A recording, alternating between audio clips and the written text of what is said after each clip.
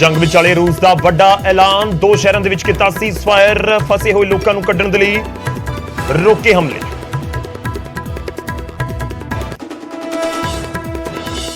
Ukraine drone की मदद नाल दे रहा रूस नूं मुंह तोड़ जवाब, दुश्मन का MI-24 लड़ाकू हैलीकॉप्टर किया ढेर, ड्रोन जरिए बनाया निशाना।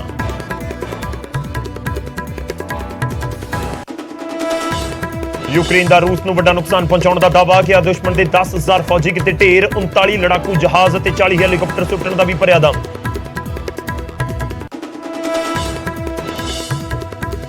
यूक्रेन तो परते विद्यार्थियों के लिए राहत की खबर, भारत के विच ही पूरी कर सकणगे इंटर्नशिप, मैडिकल कमिशन ने दी मंजूरी।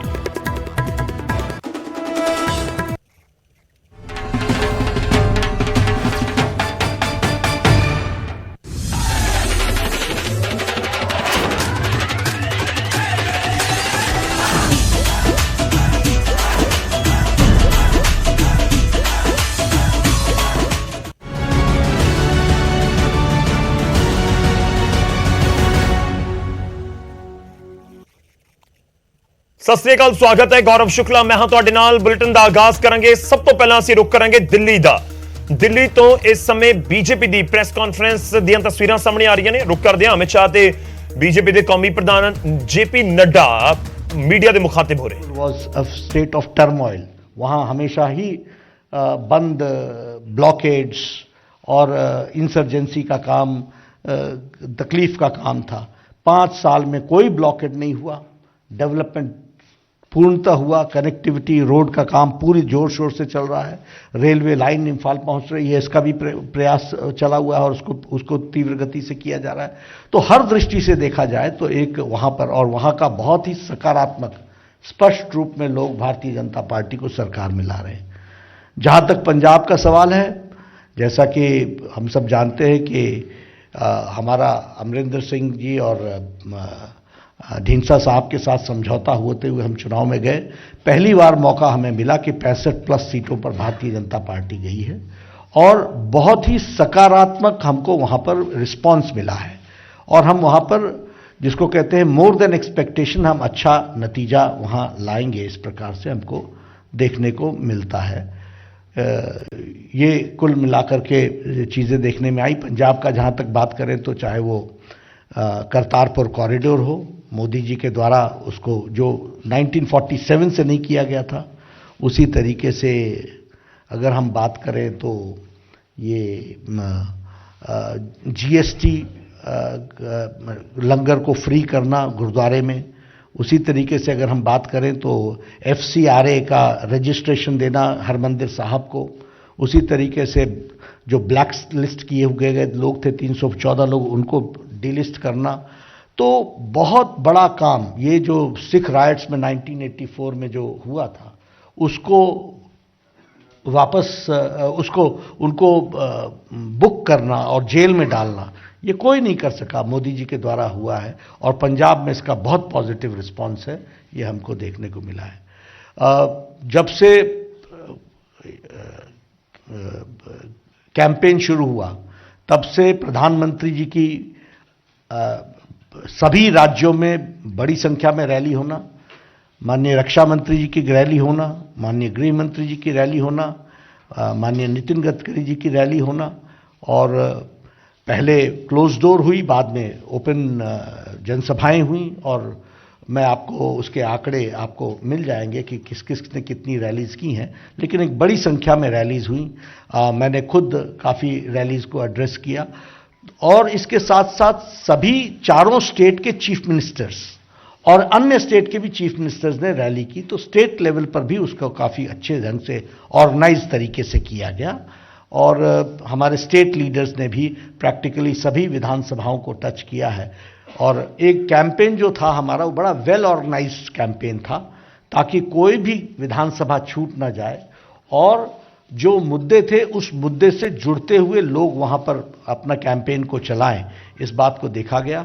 तो बहुत ही, जिसको कहते हैं कि स्मूथ कैंपेनिंग और एग्जॉस्टिव कैंपेनिंग, और जिसको कहते हैं कि हर विषय को टच करता हुआ कैंपेन को कैसे रिस्पॉन्सिव कैंपेन बनाया जा सकता है, तो इस तरीके का एक कैंपेन चला है मैं जहां सारे पांचों राज्यों के वोटर्स को धन्यवाद देता हूं और 4 राज्यों में जो हम सरकार में आ रहे हैं उसके लिए हम वोटर्स को धन्यवाद देते हैं और अपने पार्टी के लाखों कार्यकर्ता जो दिन रात एक करके लगे रहे उनको भी मैं धन्यवाद देता हूं, साधुवाद देता हूं। सब ने बहुत ही कर्मठता के साथ अपना काम किया है और इस तरीके का कैंपेन रहा है। मैं आदरणीय गृह मंत्री जी से निवेदन करूंगा कि आप विशेष रूप से कैंपेन और कैंपेन के साथ साथ मुद्दों के बारे में और गहराई से प्रकाश डालें ताकि फिर उसके बाद पत्रकार बंधु प्रश्न पूछ सकते हैं। आदरणीय गृह मंत्री जी। धन्यवाद नड्डा जी। मित्रों, आज 5 राज्यों का कैंपेन उत्तर प्रदेश में कैंपेन समाप्त होने के साथ समाप्त हो रहा है। ये 5 राज्यों के चुनाव में भारतीय जनता पार्टी ने एक वैज्ञानिक तरीके से वेल ऑर्गेनाइज कैंपेन कर जनसंपर्क का ये लोकतंत्र के महोत्सव में बहुत अच्छा और सफल प्रयास किया है। जैसे कि हमारी परंपरा है भारतीय जनता पार्टी की, जनसंघ के समय में चुनाव हमारे लिए सिर्फ सरकार बनाने का मौका नहीं होता है। हमारी आइडियोलॉजी, हमारे विचारधारा के प्रमुख मुद्दे, हमारी चुनी हुई सरकारों की कामगिरी, ये जनता तक पहुंचाना और जनता की समस्याओं को सुनकर जब नई सरकारें बनती हैं तब इसके आधार पर नीति निर्धारण कर ये समस्याओं के समाधान की दिशा में जाना। तो एक प्रकार से बूथ स्तर से लेकर प्रधानमंत्री जी, हमारे सर्वोच्च नेता तक, राष्ट्रीय अध्यक्ष जी तक, सभी कार्यकर्ता एक ही लय के साथ, एक ही स्पीड के साथ, एक ही दिशा में अलग अलग माध्यम से जनसंपर्क करते हैं। एक प्रकार से आजाद भारत के इतिहास में ये चुनाव अपने आप में एक थोड़ा नया प्रकार का, थोड़ा विचित्र प्रकार का भी प्रचार अभियान रहा, क्योंकि चुनाव प्रचार के एक हिस्से पर कोरोना की तीसरी लहर की परछाई रही। सौभाग्य से देश उसमें से बहुत जल्द उभर कर बाहर आया और जैसे जैसे कोरोना की तीसरी लहर का असर कम होता गया, चुनाव आयोग ने भी रिलैक्सेशन देकर चुनाव प्रचार को पूर्ववत स्थिति में लाया और लगभग मैं कह सकता हूं कि 5 राज्यों में बूथ स्तर से लेकर राष्ट्रीय अध्यक्ष तक और हमारे सर्वोच्च नेता नरेंद्र मोदी तक सभी लोगों ने एक वाक्यता के साथ प्रचार कर भारतीय जनता पार्टी के हर राज्य के चुनावी मुद्दों को और हमारे उपलब्धियों को जनता तक पहुंचाया है। और मैं 5 राज्यों में मैं भी प्रचार अभियान में नड्डा जी के नेतृत्व में जुड़ा रहा, तो मैं निश्चित रूप से कह सकता हूं कि भारतीय जनता पार्टी के प्रचार अभियान को 5 राज्यों में जनता ने एक बहुत अनुकूल प्रतिसाद दिया है। लगभग 7.5 साल से ज्यादा समय से देश में भारतीय जनता पार्टी की पूर्ण बहुमत की सरकार चल रही है और नरेंद्र मोदी जी वो सरकार का नेतृत्व कर रहे हैं। प्रधानमंत्री जी के नेतृत्व में भारतीय जनता पार्टी की सरकार ने आजादी के बाद पहली बार देश के 80 करोड़ लोगों को इस बात का एहसास दिलाया है कि कोई चुनी हुई सरकार उनके जीवन स्तर को उठाना चाहती है। गरीब कल्याण की कई सारी योजनाएं जो 75 साल में सरकारें गरीबों तक नहीं पहुंचा सकी, छोटी छोटी परंतु जीवन में महत्वपूर्ण बातें जैसे गैस का सिलेंडर, शौचालय, बिजली की उपलब्धता, शुद्ध पीने का पानी, उनको 5 लाख तक का सभी खर्च माफ करने वाला प्रधानमंत्री आयुष्मान भारत योजना का गोल्डन कार्ड, कोरोना के समय में प्रति व्यक्ति प्रति माह 5 किलो अनाज मुफ्त में मिलना, करोड़ों लोगों को घर उपलब्ध कराना, सिर्फ 22 रुपया में बीमा का कवरेज देना, ऐसी कई योजनाओं को भारतीय जनता पार्टी की नरेंद्र मोदी सरकार ने नीचे तक पहुंचाने का काम किया है। और मोदी जी ने जिस संवेदना के साथ इन योजनाओं का ताना बाना बुना, इतनी ही तीव्रता के साथ और बारीक आयोजन करते हुए योजनाओं को नीचे तक पहुंचे, इसके लिए खुद व्यक्तिगत स्तर पर प्रधानमंत्री जी के स्तर पर इसकी चिंता करी है, इसका फॉलोअप करा है। इसके साथ साथ हम 4 राज्यों में सरकार में थे। चारों राज्यों के हमारे मुख्यमंत्रियों ने इस योजनाओं को गरीब तक पहुंचे, इसके लिए राज्य की मशीनरी को नीचे पहुंचाने का एक सफल प्रयास किया है और ये योजनाएं नीचे तक पहुंची है, स्पष्ट रूप से चुनाव अभियान में देखा जा सकता था। उत्तर प्रदेश जैसे बड़े राज्य में भी जहां वो योजनाएं बहुत पुराने ऐसे अनुभव है कि योजनाएं कागजों पर रह जाती थी, वो योजनाएं नीचे इंप्लीमेंट होती हुई दिखाई पड़ती है। किसी के घर में चले जाइए तो उनके कहिए, पूछिए कि माई क्या मिला, तो उसने कहा मुझे तो सब कुछ मिला है, घर भी दे दिया, गैस भी दे दिया, टॉयलेट भी दे दिया, शुद्ध पीने का पानी भी आता है, मेरे पास कार्ड भी है और चूल्हा चलाने के लिए मोदी ने अनाज भी भेजा है। जब ये सुनते थे तो सार्वजनिक जीवन के कार्यकर्ता के नाते खूब संतोष और आनंद का अनुभव होता था। इसके कारण स्वाभाविक रूप से ये 5 राज्यों में नरेंद्र मोदी जी का लोकप्रियता आजाद भारत के बाद किसी भी प्रधानमंत्री की लोकप्रियता से ऊपर चरम सीमा पर दिखाई पड़ी और इसका सीधा फायदा भारतीय जनता पार्टी को होता हुआ इस चुनाव में दिखाई पड़ा है। और मैं इसलिए विश्वास के साथ कह रहा हूं कि हम चारों राज्यों में फिर से सरकार बनाने जा रहे हैं और पंजाब में हम हमारी स्थिति को बहुत बेहतर करेंगे। पंजाब में पहली बार हम गठबंधन के नेता के रूप में, गठबंधन की सबसे बड़ी पार्टी के रूप में चुनाव लड़े हैं। मित्रों, मैं थोड़ी डिटेल में बात करूं तो उत्तर प्रदेश में कानून और व्यवस्था में बहुत बड़ा परिवर्तन योगी आदित्यनाथ के नेतृत्व में आया है।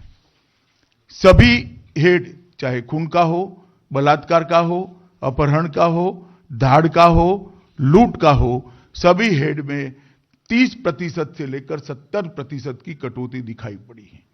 700 दंगे जिस प्रदेश में होते हैं वहां एक भी दंगा करे बगैर 5 साल का कार्यकाल भारतीय जनता पार्टी की सरकार ने योगी जी के नेतृत्व में पूरा किया है। सारे माफिया कानून के तहत आज जेल में बंद दिखाई पड़ते हैं और महिलाएं, विशेषकर बच्चियां, अपने आप को सुरक्षित महसूस करती है। एक इसका बहुत बड़ा पॉजिटिव असर उत्तर प्रदेश की चुनाव में हमने देखा है। गरीब कल्याण की सभी योजनाओं को जो मोदी जी ने यहां से भेजी, योगी जी ने उसको नीचे तक पहुंचाने के लिए बहुत सफल प्रयास कर सफलता अर्ज की है। उत्तर प्रदेश में पहली बार डेमोक्रेसी नीचे तक परकोलेट होती हुई दिखाई पड़ती है। जातिवाद, परिवारवाद और तुष्टीकरण तीनों नासूरों को मुक्त कर आज लोकतंत्र को उत्तर प्रदेश में आजादी के 75 साल के बाद पहली बार पनपते हुए हम देखते हैं।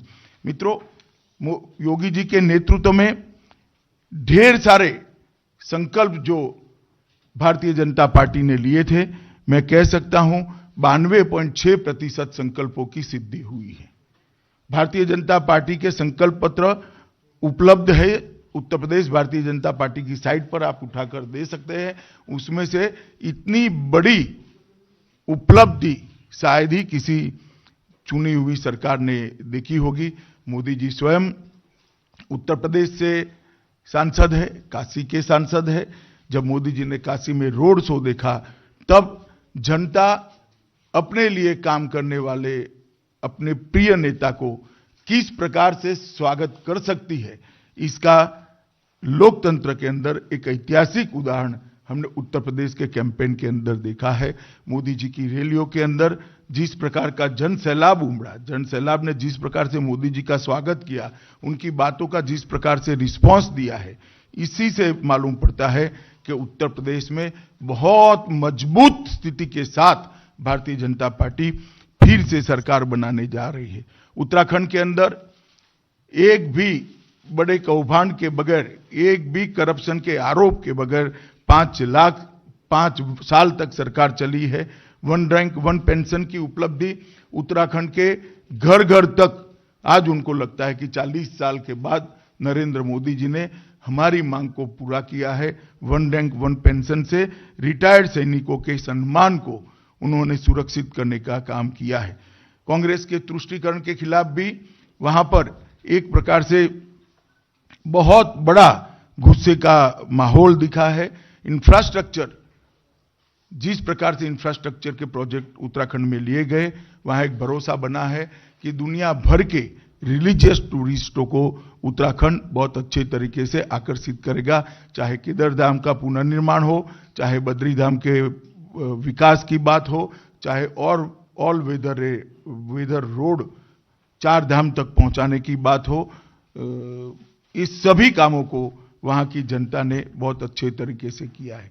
मणिपुर एक ऐसा दूसरा राज्य बनेगा जहां पर मुझे पूरा भरोसा है भारतीय जनता पार्टी अपने बूते पर आसाम के बाद फिर से मणिपुर में सरकार बनाएगी और हम हमारी अपनी बहुमत के साथ मणिपुर में करेंगे। मणिपुर ने 15 साल कांग्रेस के कुशासन को देखा है।